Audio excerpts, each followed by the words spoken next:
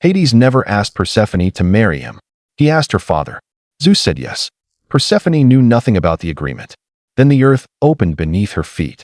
The god of the dead rose from the darkness. He seized her and carried her into the underworld.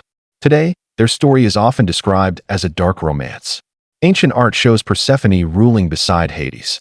Modern retellings sometimes present them as devoted lovers. But the oldest complete account tells a harsher story.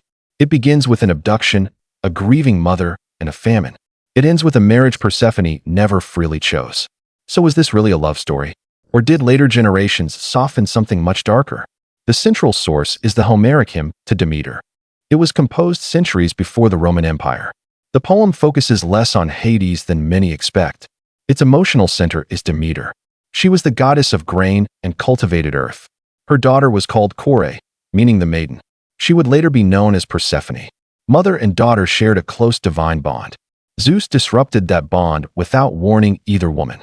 Hades ruled the kingdom beneath the earth. He was Zeus's brother and one of the great Olympians. He was not the Greek version of Satan. He judged no final battle between absolute good and evil. He governed the dead because the brothers divided creation. Zeus received the sky. Poseidon received the sea. Hades received the underworld.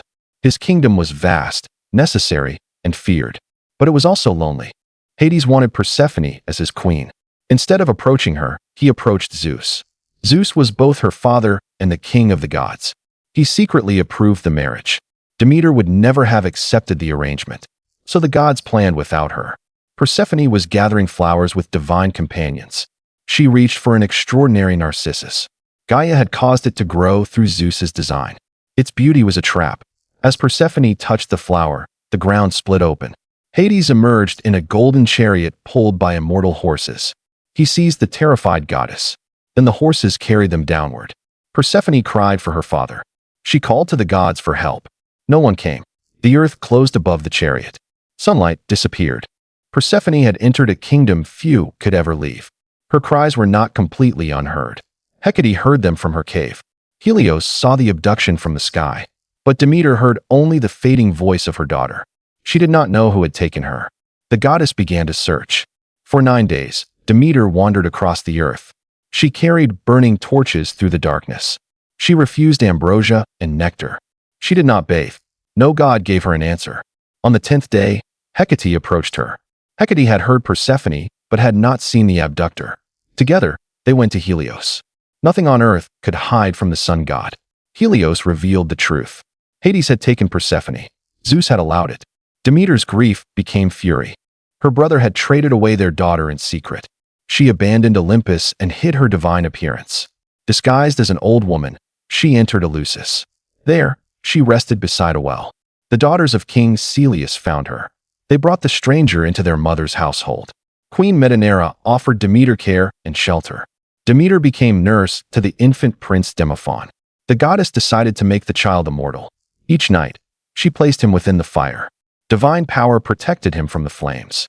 But Metanera discovered them and screamed in terror. The interruption destroyed Demeter's plan. Demeter revealed her true form. Divine light filled the room. She ordered the people to build her a temple. Then she withdrew from gods and mortals alike. Her grief now threatened the entire world. Demeter prevented seeds from rising through the soil. Fields became barren. Grain disappeared. Animals and humans began to starve. This was not simply the arrival of winter. It was the collapse of agriculture itself. If humanity died, the gods would lose their sacrifices. Smoke would no longer rise from mortal altars. Zeus finally understood the scale of the crisis. He sent Iris to summon Demeter. Demeter refused. He sent other gods with beautiful gifts. Demeter rejected every offer. She would not restore the earth without Persephone. The king of heaven had reached his limit. Demeter could not defeat Zeus with a weapon. Instead, she made his divine order impossible to maintain. Her grief became political power. Zeus sent Hermes into the underworld.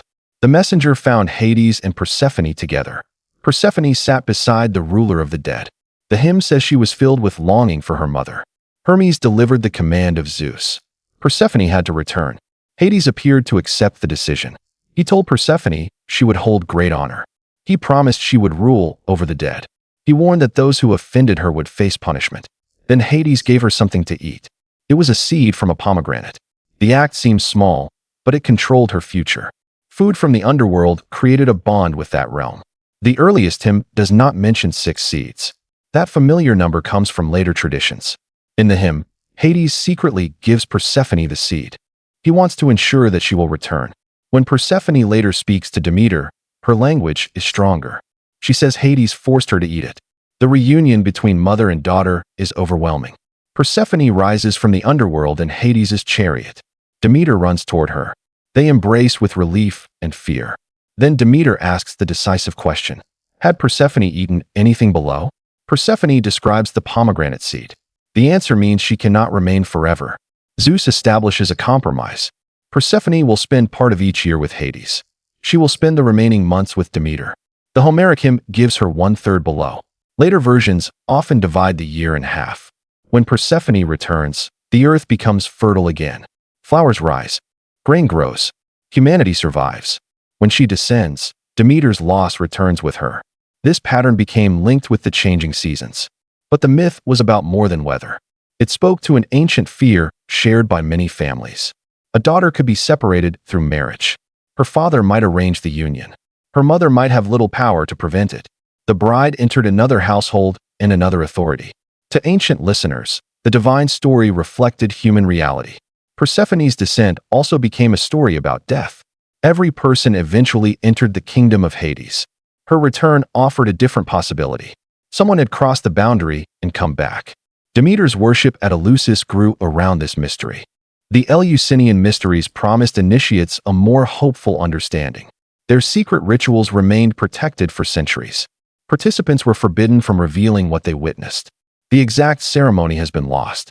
But Demeter and Persephone stood at its center. Their separation and reunion offered hope beyond ordinary death. This still leaves the question of Hades. Was he a cruel captor or a faithful husband? Ancient mythology does not make him needlessly chaotic. He usually respects the laws of his realm. He has fewer affairs than Zeus or Poseidon. But loyalty after an abduction does not erase the abduction. The oldest account never describes Persephone choosing him. It never shows Hades asking for her consent. It shows Zeus giving permission in secret. It shows Hades carrying her away while she cries. It shows him using food to guarantee her return. Those details are difficult to call romantic. Yet Persephone does not remain only a powerless prisoner. In later myths, she becomes a terrifying queen. Heroes address her with respect. The dead fear her judgment. She makes decisions beside Hades. She can grant mercy or unleash punishment. The maiden taken from a meadow gains authority over death. That transformation explains part of the story's fascination. Persephone is both abducted daughter and underworld queen. Demeter is both grieving mother and world-threatening goddess. Hades is both lawful ruler and violent captor. No single modern label contains all 3 figures. Romantic retellings often give Persephone more choice. They allow affection to grow between the royal couple. That can produce a compelling new story. But it is a new interpretation. It should not replace what the ancient hymn actually says. The original story begins with men arranging a woman's future. It continues because her mother refuses to accept their decision. Demeter cannot restore the past completely. Persephone must still return to the world below. But neither Zeus nor Hades receives everything he wanted.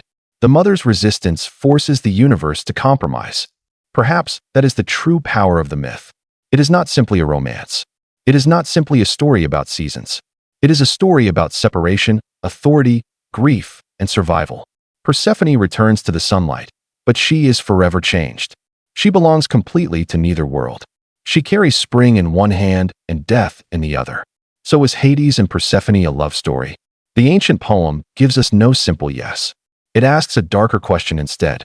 Can love ever grow from a choice that was stolen?